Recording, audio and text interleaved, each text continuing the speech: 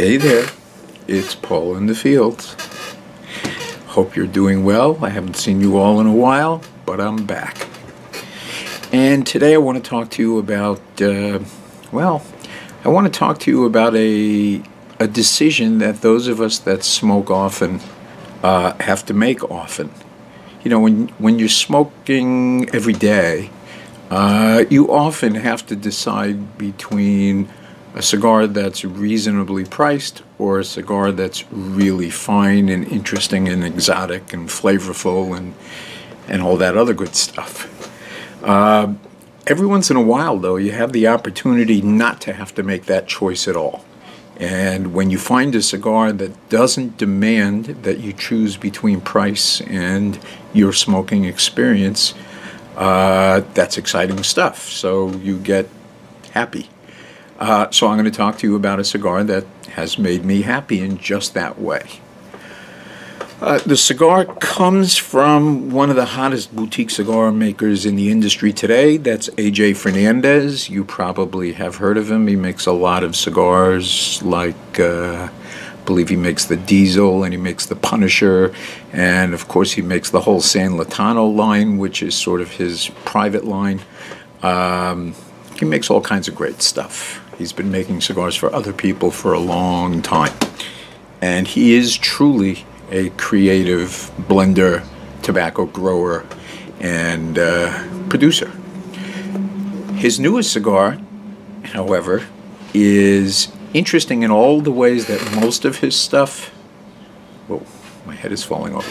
Most of his stuff is interesting, but it's at an extraordinarily good price point. So here's the brand. It's called New World, San Latano New World by A.J. Fernadez. Beautiful, traditional kind of box, as you can see.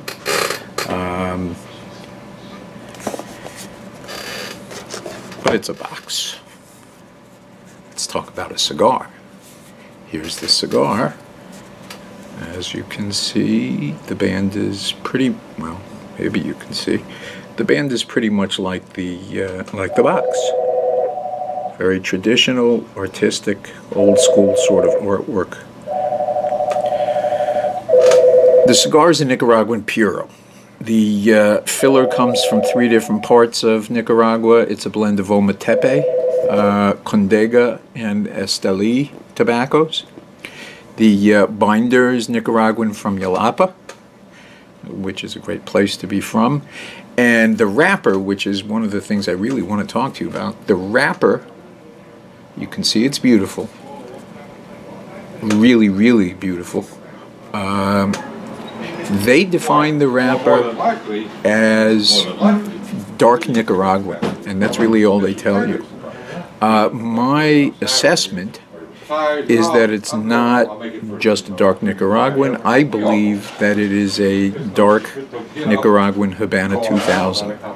And you might remember that Habana 2000 is a tobacco that came out a while back and actually did not enjoy tremendous popularity, mostly because there were some burn issues, not anything to do with flavor. The flavor was very well received, but there were burn issues. However, in the case of this cigar, I believe that AJ cracked the code on how to properly age and ferment this tobacco so that there are no burn issues and all of the great flavor that makes Habana 2000 potentially wonderful, all that potential is met. And again, as you can see, it truly is a beautiful wrapper. The cigar is softly box pressed, not real sharp, but pretty sharp. Cigar is very firm, and you can see that there's a good amount of Ligero in there, and we always know that that's a good sign when it comes to what the cigar is ultimately going to taste like. So that's what we're looking at. Now for the fun part. I get to smoke it, and if you, oh wait, before I even smoke it, and I started off telling you this, so I want to fulfill that statement, just to give you an idea This is a boutique cigar. It's a high-quality cigar from a high-end boutique maker that doesn't go to somebody else to make cigars for them. They make their own in their own creative way. This cigar, which is a really nice size, they call it a Robusto. It's a little long for a Robusto. It's a little wide for a Robusto. It's a great size. Retails for under $6, like 5 and change. They have 2 other sizes, or maybe 3 other sizes, and they're all proportionately priced, but they're all really nicely priced. In fact, only the Gordo, the 6x60, is over $6. So you're looking at a good cost factor here. Having said that, let's see what we have.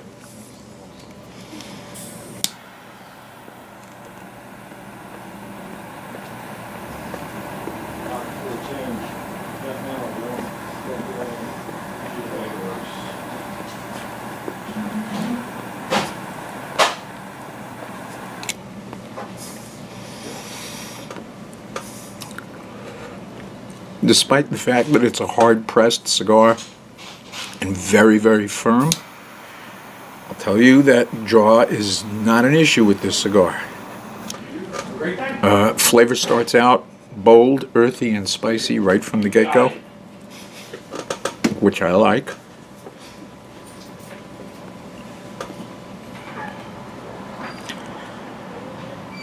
It's also got a really neat, slight fruity sweetness on the finish, which I just think is great. The combination of earthiness, spiciness, and a tiny bit of sweet is a good thing.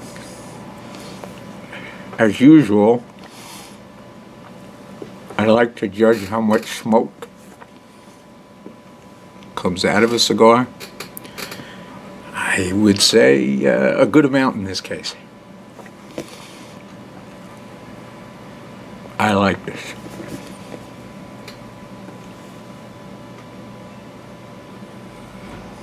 I like it a lot. A lot of flavor. A lot of flavor all over the palate. And those notes, at least from the start, seem to be the main story. So here's what we'll do. I will go away and experience this new world. I'll come back when I'm about half, 2/3 of the way done, and let you know how it has evolved from that point. Salute. See you in a bit.